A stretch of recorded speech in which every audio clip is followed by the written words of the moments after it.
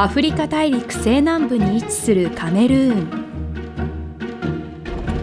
取材班は乾燥地帯ベラボーにいました。凄まじい砂ぼこりと虫の大群、その向こうに幻の巨大ニシキヘビが住んでいるというのです。やがてとある村に立ち寄ると大きな手応えがありました。村の長が6メートルを超すアフリカニシキヘビの皮を持っていたのです。これは2年前、ヘビを専門とするハンターから買ったものといいます。早速そのヘビハンターの村へ向かいます。車を走らせること一昼夜、目指す村が見えてきました。ロムパンガー村。この村こそ巨大ヘビを素手で捕まえるハンター、バヤ族の男たちの村なのです。そしてまさにこの日、男たちはヘビ狩りに出陣しようとしていました。危険は覚悟の上だな。取材班の同行を許可してくれたチーフハンターの口からさらに驚くべき言葉が飛び出します。これまで捕まえたもののうち最大のものは体長12メートル、太さはこの丸太ぐらいあったというのです。果たして今回はどんな大物が待っているのか。ロム川の流れを越えた向こうの岸がニシキヘビの生息地です。今にも沈みそうな小舟で男たちは漕ぎ出しました。アフリカニシキヘビの肉は古来から食用とされ、近年では皮が高く売れるようになりました。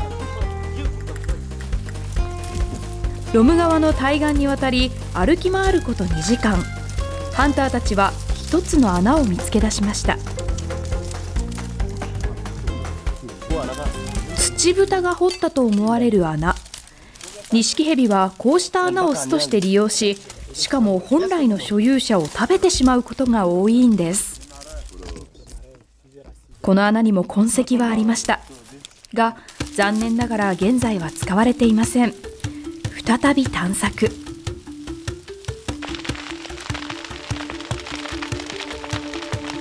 灼熱の太陽に焼け焦げた大地、想像を絶する暑さの中、さらに4時間以上も歩き続けました。そしてこの穴にヘビが入り込むのを一人のハンターが見たのです。半信半疑の取材班は小型カメラで穴の中の様子を探ってみることにします。穴はかなり深く、ただ闇が続くばかり。それでも男たちは仲間の目を信じ、巣穴に直行する第2の穴を掘り始めました。この真下に巨大ヘビがいる。長年の経験でそれがわかるというのです。作業の途中でヘビが逃げ出さないように本来の出入り口を一人がチェックします。穴を掘り始めて3時間余り、横穴と貫通しました。果たしてニシキヘビはいました。しかも近代稀に見る大物。一気に緊張感が走ります。ニシキヘビは長く鋭く内側に曲がった非常に危険な牙を持っているんです。男たちは槍で頭をついて弱らせることにしました。しかし非常に気の荒いヘビ、急所を外したらどんな逆襲を受けるか分かりません。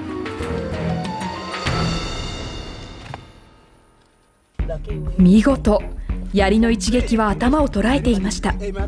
名ハンターはすかさずヘビが口を開けないように顎を押さえつけます。他のハンターたちも駆け寄り、ヘビを引きずり出しにかかります。これも極めて危険な作業です。ニシキヘビの最大の武器は長く太い体を巻きつけ締め上げること。もし体に絡みつかれたら間違いなく窒息してしまうのです。ニシキヘビはまだ絶命したわけではありません。頭を押さえつけられてはいても全身に力を込めて抵抗しています。体をくねらせようとするヘビとまっすぐ伸ばしたまま引きずり出そうとする人間と死闘は延々続きます。こんな危険を冒してまで素手で捕まえることにこだわるのは、売り物となる胴体の皮を傷つけないためです。この命がけの狩りを成し得るのはバヤ族だけ。先祖代々伝統を守り続けています。そしてついに巨大な蛇がその全貌を表します。この映像を仙石先生に見てもらい、解説をお願いしました。